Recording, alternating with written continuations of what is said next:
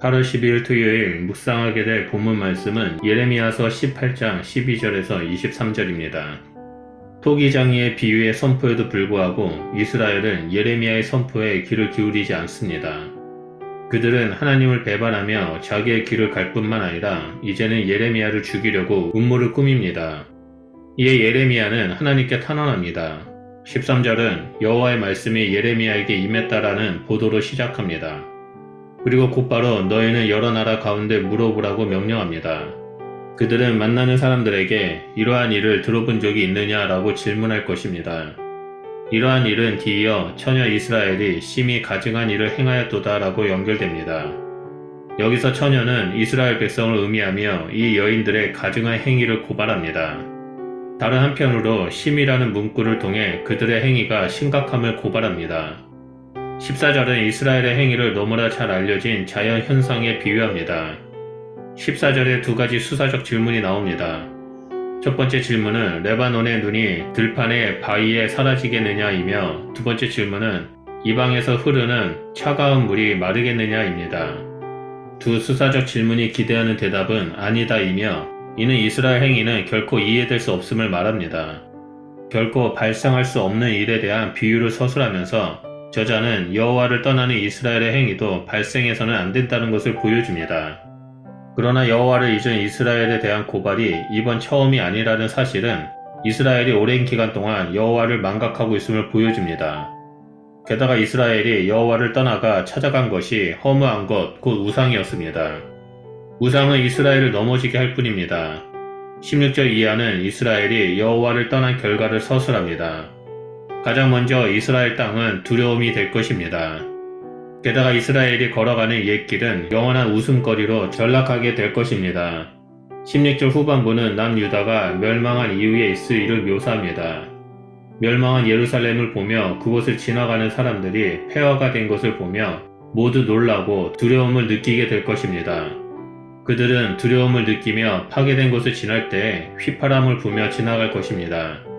17절에 나오는 동풍은 사막에서 불어오는 바람으로 백성들을 흩어지게 할 것이며 재난이 닥칠 것을 말합니다.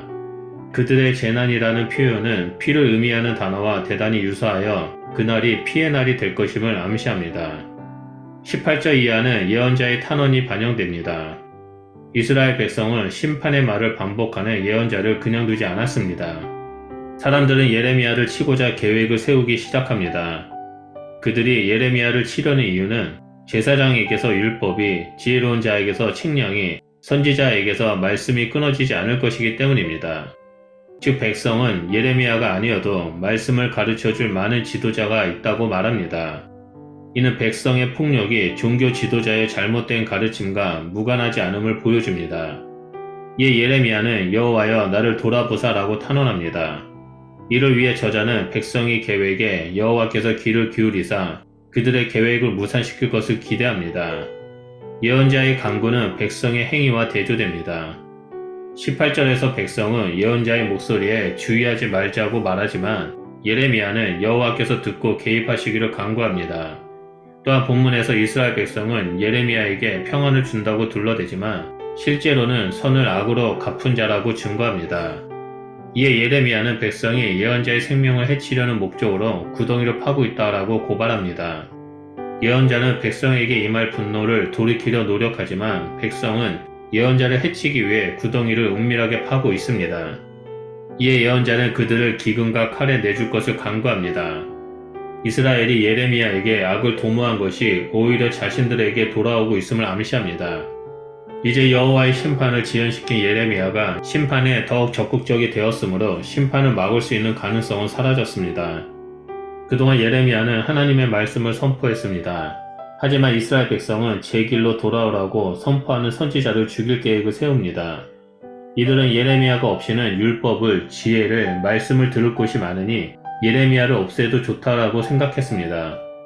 그리고 예레미야가 선포한 불편한 진실에 주의를 기울이지 말라고 선동하며 평강, 은혜, 용서, 안전을 주장하는 거짓 선지자들의 말을 따랐습니다.